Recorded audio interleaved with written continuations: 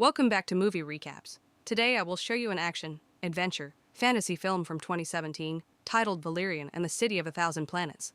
Spoilers ahead. Watch out and take care. In the 28th century, Earth's former International Space Station starts cooperating with extraterrestrial peoples, who each bring their own station and attach it to Earth's. Little by little, it grows into a multicultural city called Alpha, inhabited by millions of species from thousands of different planets. It grows so big, in fact, that it's relocated to deep space, allowing it to reach even more people and continue growing. To preserve peace among such a large population, a police division is created by the UHF, United Human Federation. 400 years after Alpha is relocated into deep space, Planet Mule lives in peace without any contact with other races, fishing for pearls containing enormous amounts of energy and using a special animal known as the converter to replicate them. Until one day, wreckage begins falling from the sky, including various smaller vessels and an entire huge spacecraft that causes an explosion, annihilating every being on the planet. The tribe leaders and a good number of their population manage to hide inside one of the vessels, but by closing the door and accidentally breaking the lock, they leave Princess Lehomena outside as the planet dies around her. Before the explosion takes her too, she releases her soul in a wave of energy, hoping to pass on their message. The wave reaches Major Valerian of the UHF, who had been taking a nap on a holographic beach in his ship.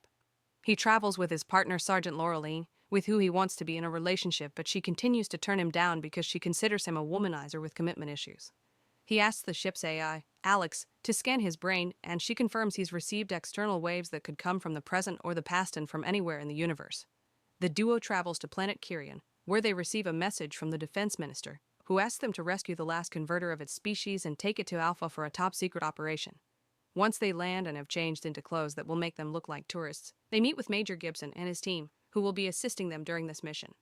Valerian will be infiltrating a virtual market and meeting Laureline at a drop point to make the transfer, but before they begin, Valerian asks Laureline to marry him as proof he isn't afraid of commitment. Laureline doesn't take him seriously, though, and sends him away without an answer except for a kiss on the cheek. The big market is in another dimension, so to access it, Valerian must wear a special helmet and gloves. Once inside, he breaks the rules and enters an area where humans aren't allowed to meet with Sergeant Cooper, who gives him a pair of glasses to change for this helmet to access yet another dimension, plus a gun, a cube to use it, and a quick scan of his body to make him invisible. Undetected and unseen, Valerian enters a shady shop where Egon is trying to sell the converter to two aliens that look like the species from his dream in exchange for those special pearls. Egon is greedy and demands more, and since they can't reach an agreement, everyone present draws their guns on each other, including Valerian himself, therefore revealing his presence behind Egon. Meanwhile, Laureline and the team drive to the back of the wall that surrounds the market and shoot the guard in the watchtower with a special gun that allows them to gain control of his every move. Then they cut a hole on the wall so Laureline can go through it and meet Valerian at the drop point with a special box she activates next to him, making it appear in the other dimension. Once Egon has put the converter in the box, Laureline deactivates it and takes it back to the van, but Valerian stays another moment to take the special pearl with him as well. He tries to leave quietly, but his floating hand calls the attention of the guard's alien dog and gets jumped on by it, causing everyone to start shooting. Laureline notices Valerian is in trouble and alerts the team, who sends Cooper for backup and gets attacked by the dog as well. Thanks to being mostly invisible, Valerian manages to escape the shop, but the box pad is broken and he can't leave that dimension. A guard finds him walking through the market and goes after him, shooting a series of magnetic metal spheres that get attached to his box with such a weight that makes him sink through a manhole. He lands inside an arcade, where he finds a little kid with a toy gun. Valerian uses this chance to give him one of the magnetic spheres, which the child shoots at a nearby alien, and because of the magnetism, all the other spheres follow the first one. Valerian is now free of that extra weight and can stand again, but he accidentally makes the kid cry and ends up with the parent chasing him through the market. He runs away until he bumps into Laureline, who fixes the box right before the guards and the dog find Valerian again.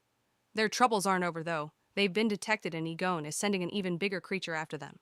The duo rushes out of the market as the alien under their control shoots the creature to keep it away until everyone is back in their vehicle. The monster easily catches up with them as they drive away and jumps on their van, so the team opens fire on it to no avail. Valerian decides to call Alex and make the AI bring their ship over, so he and Laureline escape through the window and jump into their vessel safely. The creature follows them and jumps on it as well, only to slip and fall when the ship accelerates to leave exospace. While Laureline puts the converter in a treatment capsule, Valerian makes Alex analyze the pearl, discovering it contains an insane amount of power. When looking up the planet in the system, however, it shows up under restricted access. After Laureline joins him on the deck and ignores his marriage proposal again, they make it to Alpha, where they are granted VIP access because of the converter they carry. They meet with General Bar, who tells them about a radioactive zone discovered in the middle of the station. They've sent drones and special soldiers, but nobody has come back alive. The area is contaminated and growing every day, so they need to end it before it destroys the entire station. Commander Aaron Fillet arrives then with his personal army of K-Tron's droids, which he will take with him to his meeting with the Security Council, but a call from the defense minister makes him take Valerian and Laureline as his bodyguards instead. Before going to the meeting, though, Fillet stops by to check on a prisoner of his. It's an alien from Planet Mu being tortured for information. They haven't gotten anything out of him, so Fillet orders his men to kill him if he doesn't say anything in an hour. He also reminds his K-Trons what to do if the operation doesn't go well. Laureline brings the converter to the meeting because Fillet wants to have it as a possible bargain card, but she refuses to hand it to him, keeping it safe with her. Valerian enters the room with Fillet while he tells the council about the contamination problem, and Laureline waits outside, guarding the door. She's suddenly approached by 3 small aliens, the Dogandigis, offering their services to her. She asks them about Planet Mul, and they classify it as a sensitive subject that Major Samp was an expert of, but he died 3 years ago under mysterious circumstances. They also tell her mercenaries will try to steal the converter right before an alarm starts ringing. The attackers are going through the walls, and neither the council nor the AIs can see them, and when the officers in the command room try to evacuate, they discover there is no power and they've been locked up. Laureline joins Valerian and together they try to get Fillet out, but the wall suddenly explodes and a group of Mul aliens enters the room, shooting everyone with a gooey substance that covers them with a cocoon. Valerian notices this and puts a capsule in his mouth before he's covered up as well, and the aliens leave a few minutes later taking a cocoon Fillet with them. Once they're gone, from Valerian's capsule comes out a spider droid that cuts the cocoon open and allows him to wake up and escape. Next, he rescues Laureline and gives her his knife so she can rescue the others while he goes after the aliens and Fillet. Power returns to the command room and Laureline tracks Fillet and his captors on the screen, passing directions to Valerian through the communicator. The only way to reach them quickly is going through a wall, so Valerian breaks through one with his suit and runs through dozens of different environmental areas until he's picked up by Alex and their ship, because the aliens have boarded a vessel as well.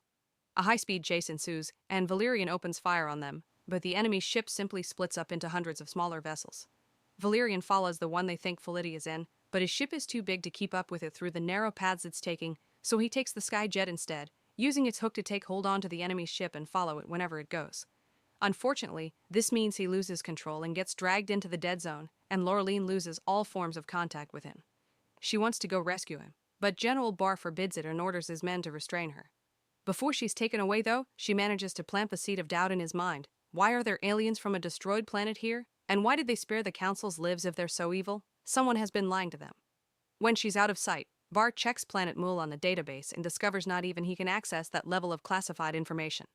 On the way out of the command room, Laureline pretends to help the guards by telling them they should cuff her, so when they come closer, she grabs them and beats them up until they're unconscious. Then she meets with the Dogandigis and makes them take her to Valerian's exact location. Together the 4 of them go to see Bob, who is going to take them fishing for something very special, a cortex jellyfish. Laureline boards his submarine, which takes her deep underwater in the search of bromosaurs, giant creatures that carry jellyfish on their backs.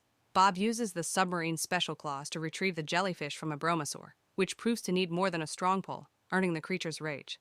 3 bromosaurs begin chasing them through the water, but thankfully, the submarine is fast enough and they manage to lose them when taking a narrow path.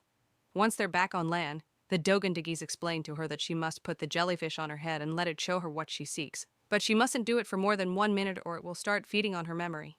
Laureline follows their instructions and pushes her limits, staying under the jellyfish for 1 minute 10 seconds until she sees Valerian's location, a sign that says L630S will deactivated, which the Dogandigis confirm to be level 630 East. After she leaves to rescue her partner, the Dogandigis go to see General Bar to sell him the information about the alien hostage Fillet has kept hidden. He immediately arrests all the men involved in his interrogation and tries to help the mule person, but he makes his body explode to send a message as the princes did after telling Bar that they're attacking them because the UHF has what they need. When his assistant Sergeant Neza runs the aliens' DNA through their database, they find out this species isn't there, which means they never existed or someone deleted them from their files. Laureline arrives at level 630 East End. After carefully walking around a rocky area, she finds Valerian unconscious on the ground. She wakes him up with special medicine and after a silly argument, she entertains herself watching the butterflies while Valerian fixes his vessel. What she doesn't know is that not all the butterflies are real, some are fake, and when she touches one without knowing, she's fished out by a primitive tribe, the Bulan Bathers of the planet Gora, and taken into their restricted area. Valerian touches a butterfly on purpose so he's fished out too, but he shoots his captor and hides behind a wall as he regains contact with Alex. The AI tells him that the only way to get in without causing a diplomatic mess would be finding a glamapod. Now that Valerian is out of the dead zone, the UHF can track him again. Guards are told not to hurt him, just to find and assist, so it's easy for him to threaten an officer and take a special invisible gun from him before knocking him out and entering Paradise Alley.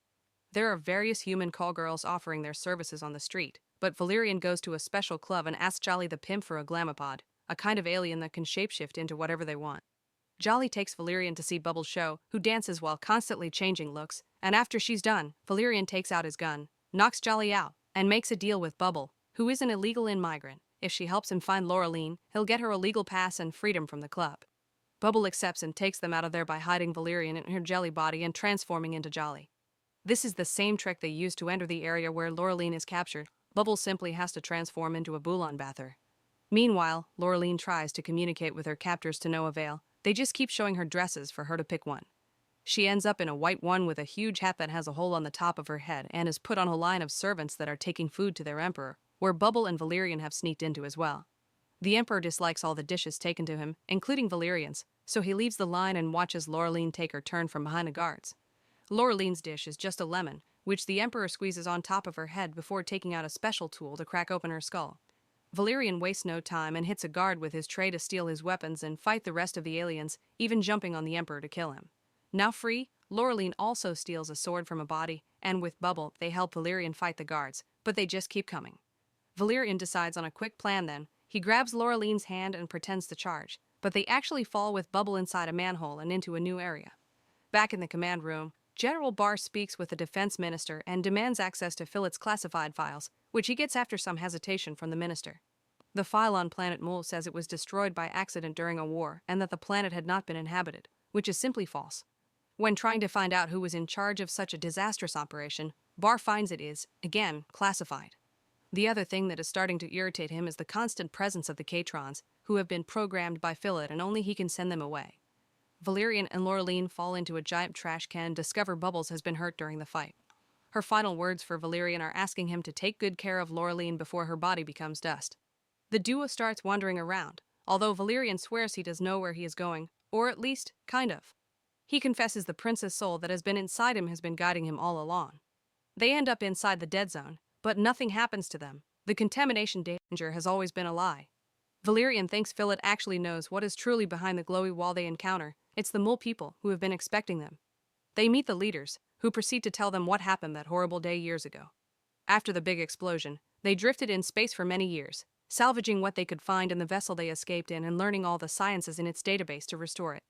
One day they were picked up by scrap dealers, who eventually sold their cargo to the Alpha Station, and they have stayed hidden here while gaining more knowledge and building a new vessel that would allow them to rebuild their home on a new planet. The only things they're missing are a converter and a pearl, which is why they hired Egon to steal them for them so that Philip wouldn't find them. Sadly, Valerian and Laureline messed up that plan. Now they know their story, the aliens trust they will do the right thing and wake up Philip, who immediately asks Valerian and Laureline to arrest the mole people, saying they're lying and that the planet hadn't been inhabited when they have been fighting in the area. They don't buy it though. In fact, they've already guessed what truly happened. Philip had been the soldier in charge that day, and he decided to send the missiles without caring that there were people on the planet. The only thing he had to do afterward was deleting